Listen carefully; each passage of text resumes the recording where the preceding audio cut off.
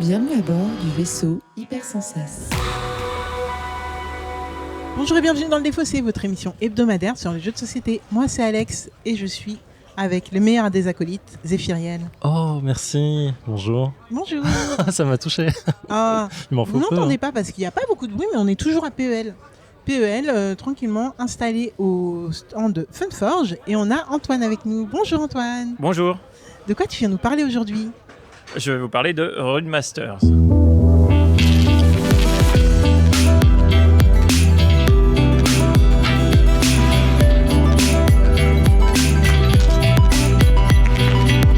Pour ceux qui ne nous connaissent pas, qu'est-ce que le Défaussé ? C'est une émission qui va durer 20 minutes. Antoine, qui est l'auteur de Runemaster, va nous parler de son jeu. On va pouvoir avoir non seulement les mécaniques, mais aussi sans doute peut-être des petits secrets d'édition. Peut-être, on ne sait pas, on va voir. Ensuite, on va jouer et vous aurez le droit à l'ambiance de ce jeu. Et on reviendra pour débriefer à chaud. Est-ce que vous êtes prêts, Antoine, Zéphiriel ? Oui. Oui, Mais avant ça, Oui. on a un petit rituel dans le Défaussé pour les nouveaux venus, Antoine. C'est un petit rituel assez gentil, c'est essayer de savoir, de cerner quel genre de joueur tu es. Et donc, si c'est un peu abstrait pour toi comme question, tu peux nous dire ton coup de cœur ever ou ton dernier coup de cœur, par exemple. On te laisse libre de nous dire quel genre de joueur tu es. mon dernier coup de cœur, je pense que c'est Brasil. Brasil de chez- Impérial. Ok. C'est pas Ludo, non, c'est... C'est édité chez Super Meeple. Super Meeple, ça. Ok, c'est un jeu de quoi ? C'est un 4X, c'est un jeu de expansion, exploitation, exploration, Ah. extermination, où on développe son petit empire Ok. au Brésil, à l'époque historique du XVIIe siècle, Ok, entre du 15e au XVIIe siècle. noté. Tu connaissais ? Je connais, ouais. Je Ok, connais. très bien. Bon. J'ai pas joué, mais je connais... Peut-être pour une je prochaine connais. émission. Très bien. Mais sinon, aujourd'hui, tu viens nous parler donc de Runmasters. Est-ce que tu peux nous expliquer, alors déjà, la thématique du jeu et ensuite nous expliquer un petit peu qu'est-ce que Runmasters ? Donc oui, dans Runmasters, en fait, on est les gardiens d'un temple qui est au milieu de la zone de jeu. Et il y a des monstres qui vont arriver des quatre coins du plateau. Le but du jeu, c'est de tenir face aux vagues de monstres qui vont se succéder jusqu'à l'aube, qui est une des dernières cartes qui est dans le paquet des monstres. Donc chaque héros a ses pouvoirs, ses petites capacités spéciales et tout. Et donc il faut travailler ensemble, il faut jouer ensemble, coopérer pour utiliser les forces de chacun et réussir à tenir jusqu'à l'aube. Ok. Donc nous sommes sur un coop. Exactement. Alex, ça va te plaire. Elle aime pas les coops. Moi, j'adore. C'est pas ça. Les coops ont au moins cet avantage de on va pas se taper dessus à la fin, C'est vrai. normalement, à moins que quelqu'un joue très très très mal. Sait-on jamais. Et en plus, ça se trouve, on va gagner. On gagne tous ensemble. Est-ce qu'on gagne à la première partie en général ?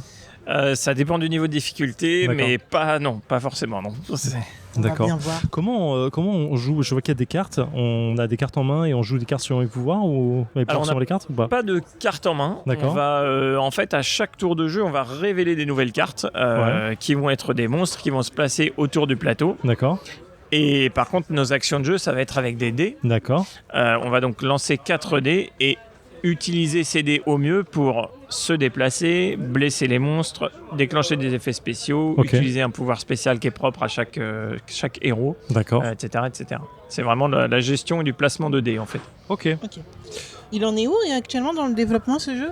Alors là, le jeu est prêt à être édité. Il sortira d'ici la fin de l'année, normalement. D'accord.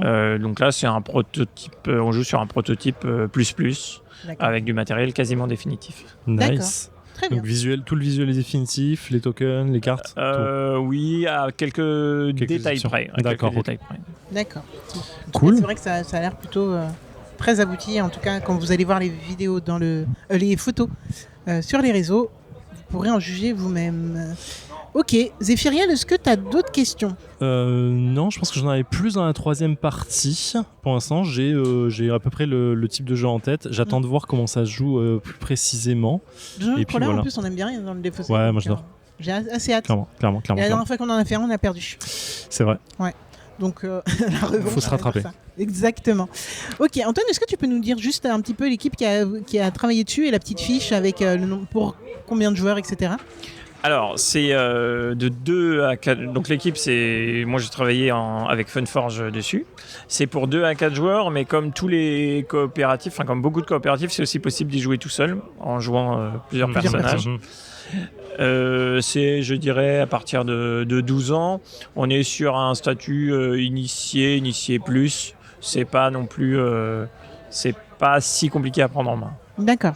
Et à l'illustration? L'illustration, c'est Paul Mafaillon et Adrien Martinez et Théo Guillot. 3. Ok. 3 personnes. Ok. Toute une équipe. Toute une Parfait. équipe, oui. Ok. Bon, bah, je pense qu'on est prêt à poutrer du monstre dans ce donjon. Carrément. Si ça vous va, on peut y aller maintenant. Ça nous va. Let's go.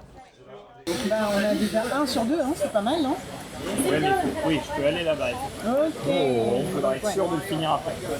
Est-ce qu'en relançant, en fait, il nous faut un jaune. Dans tous les cas, il nous faut un jaune, que ce soit ici ou ici. Donc, c'est vrai que. Parce que là, ne pas avoir de mana, c'est pas terrible, non? Mais. Ok, on va tout cramer et on va revenir à. Tu reviens à 1 si tu élimines 3. Attends, Ouais. parce qu'il faisait des dégâts à distance. Ouais, c'est relou. Qui te. Lui, il faisait quoi? 1. Il nous faisait contre les libérations de mana. Tu peux pas prendre 4 Du coup, ouais, alors attends, avant, lui il avance. Enfin, il avance pas parce qu'il est bloqué. Lui il avance. Tu suis une blessure. Et nous voilà de retour dans le défaussé après 24 minutes et 35 secondes de Runmasters. Bon, on va commencer par Zéphiriel. On va commencer par moi. Qu'est-ce que tu en as pensé? Eh ben écoute, Rune Masters, pardon, c'est un dungeon crawler, c'est ce que je voulais dire. En coop, j'aime beaucoup. J'aime beaucoup parce que ça accroche les cases que j'aime beaucoup. J'ai des souvenirs de plusieurs jeux de genre. En fait, je vois beaucoup de Set a Watch. Je sais pas si tu connais le jeu. Oui, je connais cette Watch. Ouais, J'y ai jamais joué par contre. Ça me fait beaucoup penser à ça dans l'aspect du jeu. Dans l'aspect, alors pas dans l'aspect visuel ni dans l'aspect mécanique parce qu'on n'est pas, on n'est pas là non plus. Mais dans la thématique de les guerriers qui protègent jusqu'à ce que l'aube se lève. Mais il y a un aspect plus répétitif dans cette Watch. Donc j'aime beaucoup. Il y a un côté un peu frustrant du jeu. J'arrive pas à me dire si c'est ok ou pas encore pour moi. Sur le côté jet de dés et qui fait encore plus puzzle game que dans ce genre de jeu. En fait, ce qu'on reproche en général, ou ce qu'on dit plutôt des jeux coop en jeu coop en général d'ailleurs, c'est que c'est très vite proche du puzzle game parce que tu essayes d'optimiser normalement chaque petit mouvement, chaque petite action que tu dois faire pour essayer d'arriver en fait à gagner le jeu et à gagner ou à survivre un tour de plus, et ainsi de suite. Et là, en fait, comme le jet de dés est complètement purement hasardeux, tu peux vraiment pas faire grand-chose autour de ça. T'as des relances qui coûtent cher avec la mana. J'ai un côté très frustrant de tu lances le jet de dés et tu dois vraiment aller chercher ton action dedans. J'essaie de m'expliquer un peu plus dans le sens de c'est pas évident de il y a eu plusieurs fois on a lancé les dés, on s'est dit ok, c'est pas du tout les résultats dont j'ai besoin pour faire quelque chose. À quel moment, du coup, comment je peux m'en servir pour chercher un résultat correct pour mon tour et pas servir à rien pendant mon tour. Et en fait, cette mécanique de pensée, elle me force, pour moi en tout cas, à aller chercher sur du puzzle game pur, de se dire ok, il faut que je retourne un dé. Comment je peux retourner un dé? Je peux le faire en relançant une mana. J'ai plus assez de mana, donc qu'est-ce que je dois faire pour avoir la mana? Ok, je dois tuer ce monstre-là. Est-ce qu'il est blessé? Est-ce que je dois... Et en fait, du coup, tu as un cheminement qui est vraiment mécanique et qui doit du coup optimiser ton tour. Et là, je le ressens vraiment fortement dans la partie qu'on vient de faire. Du coup, je sais pas si c'est ok pour moi de me dire j'ai envie de chercher ça tout le temps versus il y a du coup un peu moins de fun sur le côté sensation de pouvoir, sensation de puissance dans le jeu. Là, en fait, on subit vraiment le jeu et du coup, la sensation de puissance, je l'ai pas. Et du coup, je sais pas si je m'attendais à, comme je m'attendais pas, je savais pas du coup dans quel scope on était. Je suis un peu entre deux chaises en me disant, est-ce que j'aurais voulu sentir plus le côté boum, je tape du monstre et c'est ultra balèze, ou est-ce que j'ai le côté mécanique qui me ressort. Donc j'ai besoin de refaire au moins une deuxième voire troisième partie pour me sentir à l'aise sur le jeu. Visuellement, ça coche les cases, ça marche super bien, c'est très très beau. Il y a des monstres qui sont vraiment ultra beaux. Enfin, là, j'ai le troll rouge en face de moi. Vraiment, il est magnifique. Donc très très cool. Il y a un petit design de police de caractère qui fait type écriture un peu. Alors, je sais pas si c'est pas elfique, je veux dire ça, mais c'est pas du tout ça. Là. Ouais, regarde. Ouais, un peu runique. Ouais, runique, ouais. Je sais pas. Alors, je le vois partout sur la boîte de jeu, tout ça. Donc, ça fait très, très stylé. Je sais pas si j'ai envie de je poser. sais pas. J'ai envie de poser la question de savoir si c'est un vrai alphabet qui a été créé ou si c'est juste les illustrateurs et illustratrices qui sont tapés un délire et c'est cool. Mais voilà, je sais pas, est-ce que tu as la réponse à ça? Non, je pense que c'est pas. Enfin, c'est une police de caractère qui est utilisée. Après, je sais pas si ça correspond exactement à ce qui Ouais, est mais marqué. j'ai trouvé ça trop cool en fait, parce que du coup, je regardais ça régulièrement sur les monstres qui sortaient. Comme un sous-titre en fait. Ouais, voilà, je Ok. trouve ça. Je l'avais ultra pas cool. vu, j'avoue.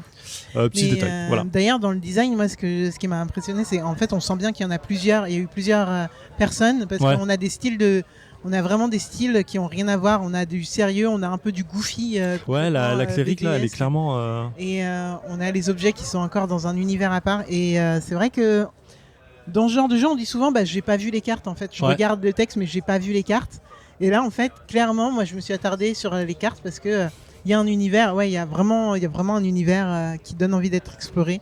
Mais je te redonne la parole parce que tu n'avais peut-être pas fini. Si, j'arrivais sur la fin en disant que j'avais beaucoup apprécié la partie quand même. On gagne sur le fil, Ouais, ça, vraiment, c'est plutôt ça fait agréable. plaisir. Parce que du coup, on n'avait pas du tout. On jouait à 3, il y a 4 personnages. On a mis de côté le personnage qui est le On a healer, donc décidé qui va de se faire soigner. en mode hardcore. Et t'as dit dès le début, ok, ça va être un peu dur, mais en vrai, l'équilibrage du jeu fait qu'on peut y arriver, donc ça a été le cas. La chance surtout, je pense. Hein. Ouais. On a eu grave de la chance. sur On l'événement. a eu 2 points de chance, effectivement, 2 points de chance, 2 moments de chance avec un événement qui nous a permis de nous soigner régulièrement et Régulièrement. Une fois. alors, régulièrement une fois dans le sens où on a pu tuer des monstres Ouais. dans ce tour-là pour se C'est soigner, c'était dans ce sens-là. Et l'aube qui arrive pile au bon moment, quoi.